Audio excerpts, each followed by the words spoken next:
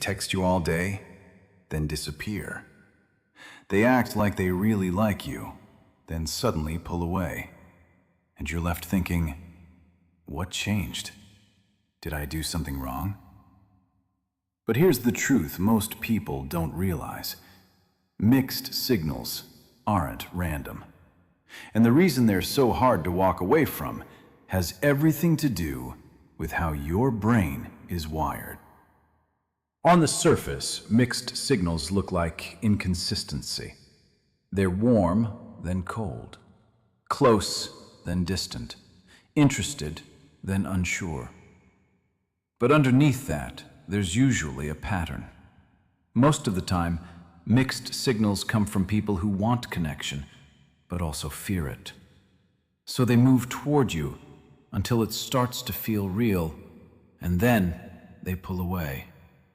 Not because you did something wrong, but because closeness itself makes them uncomfortable.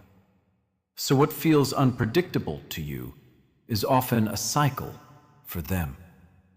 This is where something called a push-pull dynamic comes in. Some people crave closeness, but fear losing independence. Others fear abandonment and want reassurance. When these patterns show up, it can look like this. They get close, feel overwhelmed, pull away, miss you, come back.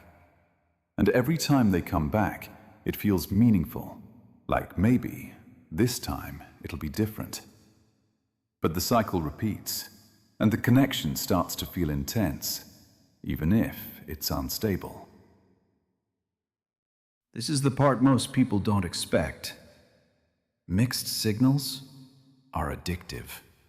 Not in a metaphorical way, but in a neurological way.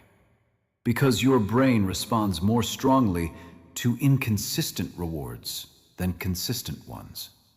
When someone is always kind, always available, your brain gets used to it. But when someone is unpredictable, when they're warm one moment and distant the next, your brain starts chasing the next moment of closeness. It's the same mechanism behind gambling. You don't win every time, but when you do, it feels powerful. So you stay. Not because it's healthy, but because your brain is hooked on the possibility. Over time, something else starts to happen. You stop questioning them and start questioning yourself. Maybe I'm overthinking. Maybe I'm asking for too much. Maybe I just need to be more patient. But the confusion isn't coming from you. It's coming from inconsistency. Your brain is trying to make sense of something that doesn't have a stable pattern. And instead of seeing that clearly, you try to fix it. There's one more piece that keeps people stuck. Hope. Because they're not always distant. There are moments where they show up fully. Moments where it feels real. Moments that make you think, this is who they really are. So you hold on to those moments, and you start believing the inconsistency is temporary. But sometimes, those good moments aren't the truth. They're just part of the pattern. This is the part that's difficult to hear, but important. Mixed signals are still a signal. Not necessarily that they're a bad person, not necessarily that they don't care, but that they're inconsistent. And inconsistency, over time, creates emotional instability, no matter how good the highs feel. What do you do with that? First, stop focusing on moments. Start looking at patterns. Anyone can show up sometimes. Consistency is what actually matters.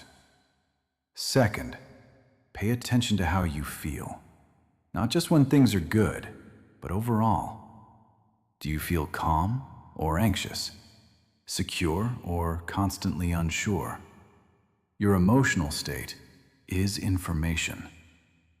And finally, shift from chasing clarity to choosing it.